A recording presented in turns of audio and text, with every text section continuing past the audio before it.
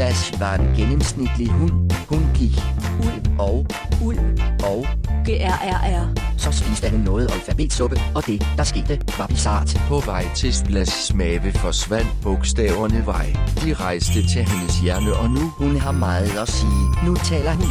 Hvordan nu, brun ko? Splash taler. Ja, hun taler og taler og taler og taler og taler. Hvad er det for noget? Hvad spiser vi igen? Splash taler.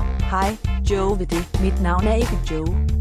Hun har ikke altid ret, men alligevel taler den Splash. Hej, Hun har en stemme. Hun er klar til at råbe. Splash vil fortælle dig, hvad det handler om. Nogle gange forkert, men sjældent i tvivl.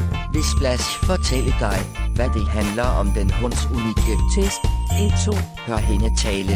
Splash taler og taler og taler og taler og Kommunikerer, belyser, overdriver, indikerer og uddyber, overdriver og overdriver og